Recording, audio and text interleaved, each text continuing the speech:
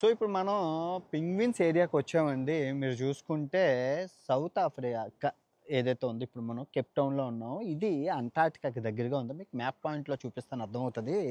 పింగ్విన్స్ ఉండే ఏరియా అనమాట ఇది. సో దీని తర్వాత ప్రపంచం లేదు. ప్రపంచం తర్వాత సముద్రం, తర్వాత అంటార్టికా ఖండం. అంటార్టికా ఖండం నుంచి ఆఫ్రికా ఖండానికి పింగ్విన్స్ వస్తాయన్నమాట. ఇప్పుడు ఆ ప్లేస్‌లోనే ఉన్నాం. మీకు చూపిస్తాను మీకు అర్థమవుతది. తినుకుంటూ వచ్చాయి ఆ ఇద్దరును.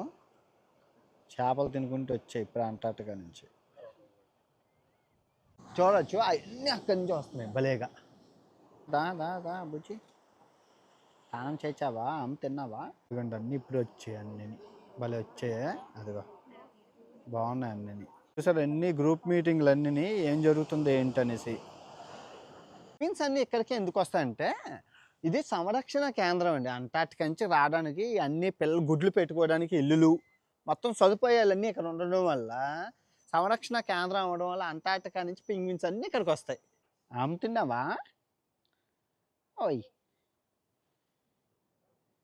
ఇప్పుడు మీరు చూసినవి ఆఫ్రికన్ పింగ్విన్స్ అంటారు ఎందుకంటే ఆఫ్రికాలో పుట్టాయి కాబట్టి. సో ఇది అంటార్టికా ఖండం. దీనికి దగ్గరగా ఉన్న సౌత్ అమెరికా ఖండం, ఆ తర్వాత ఆఫ్రికా ఖండం దగ్గరగా ఉంటుంది. ఆ తర్వాత ఆస్ట్రేలియా ఖండం దగ్గరగా ఉంటుంది. సో ఇక్కడ పింగ్విన్స్ ఉన్నాయి. బాగుందా ఈ వీడియో? మీకు నచ్చిందా? అంటార్టికా వీడియోలు ఎవరైతే చూడలేదో వెళ్ళి నాన్ వేసిన ఛానల్లో చూడండి. 10 లక్షలు ఖర్చు పెట్టి తీశాను. బాగుందండి. పింగ్విన్ల సంరక్షణ కేంద్రం భావితరాల కోసం. నిజంగా అంతరించిపోతున్న ఈ పింగ్విన్ జాతిని కాపాడడం చాలా చాలా బాగుంది. ఎలా ఉంది? మీకు నచ్చిందా ఈ వీడియో?